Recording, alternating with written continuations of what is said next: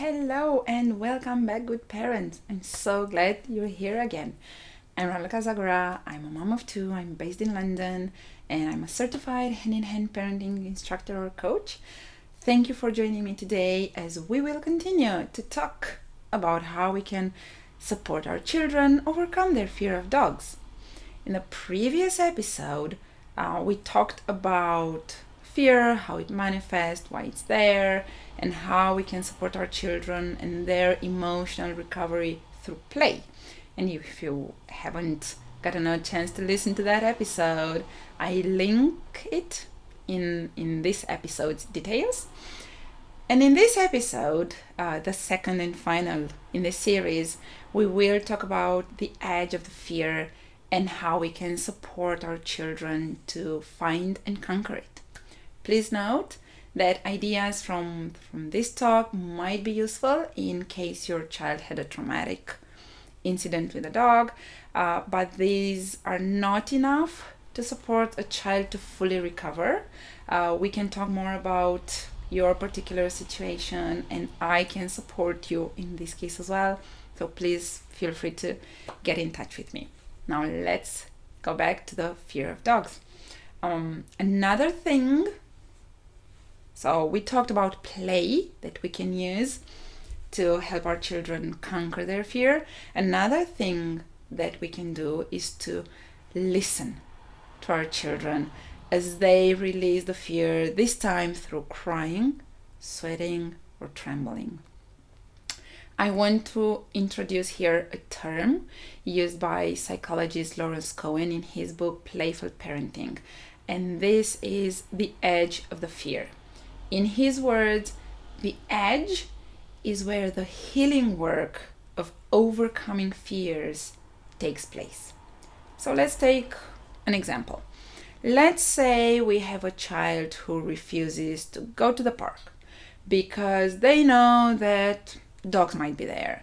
So they no longer want to go anywhere near a park. They don't even want to get out the door when they hear the word park. They refuse to get dressed to go to the park.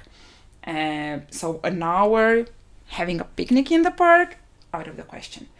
So what we might try one day when we feel well resourced and patient, because this will need our patience.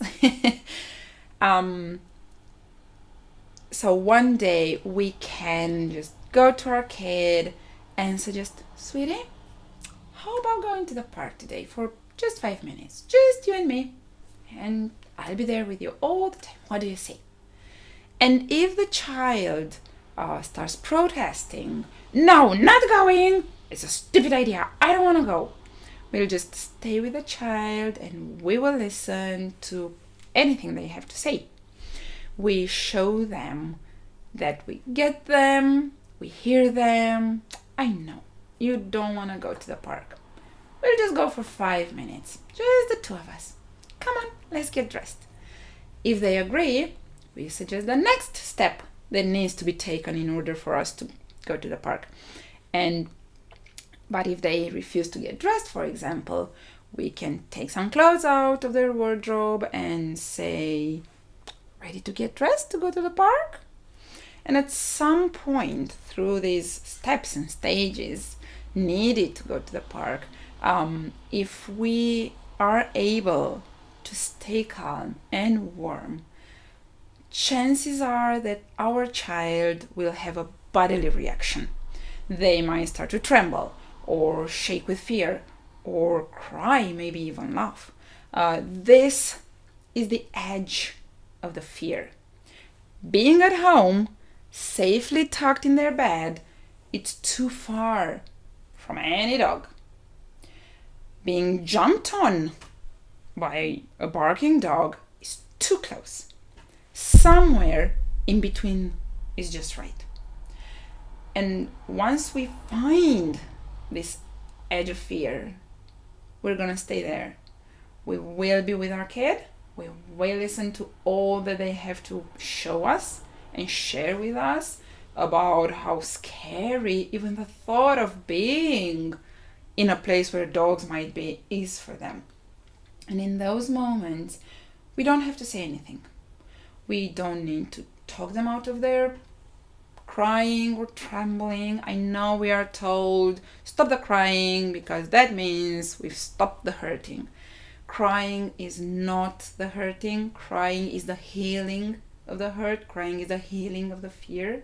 So we will not talk them out of crying. We will not try to reason and tell them why they shouldn't be afraid of dogs. They really just need us to just be there and allow them to release the fear. They need to release that fear while feeling the safety that we are offering. We're holding them safe. We're keeping them safe. And they will feel, this safety. We don't need to talk them into feeling safe.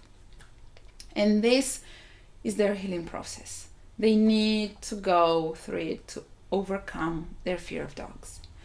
When the wave of emotion seems to subside, we can remind them again and ask them, so are you ready to get dressed to go to the park now? Shall we get dressed? And they might start crying again, or begging us not to make them, not to take them to the park, anywhere but the park, and we will listen some more. Depending on how we are feeling on the inside, and if we can keep listening and supporting them as they do this emotional work, we can repeat the process until they are able to get dressed. We will keep suggesting, we will listen, we will suggest ready to get dressed, we will listen, suggest, listen until they are ready to get dressed. Or we might decide that we won't go to the park today. It's enough work for now. We'll try this again in tomorrow or in 2 days' time or next week.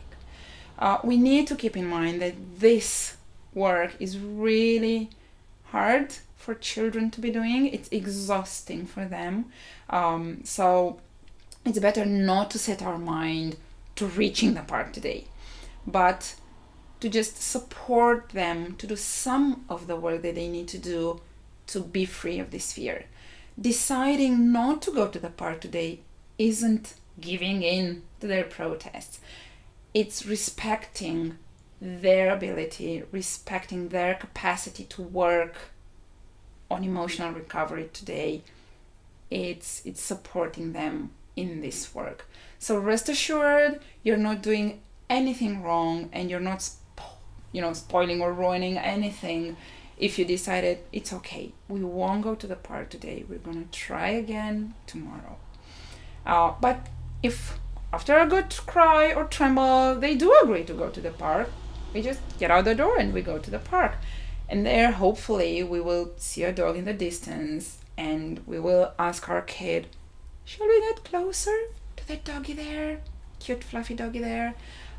They might feel comfortable taking a few steps towards the dog, then they might stop. That's their safe spot, where they still feel safe, but the feelings of fear are starting to come up, bubbling, and that's when we suggest again, shall we take one more step towards the dog? If they take it, we're going to suggest another step. We're right there with them, we're warm, we're loving, we're caring, and they will feel this, and they will use this connection and the safety we provide to tackle the fear. We also want to make sure that we will never force them to do anything. We won't make them get closer. We won't, push them into the water, as the saying goes.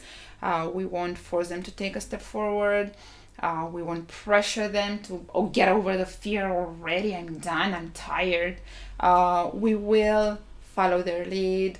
We will respect their rhythm, because otherwise we might cause more harm. This process of emotional recovery from fear does take time. And this is why I was saying that we need to try these things when we ourselves are well rested, we feel well resourced, and we're patient.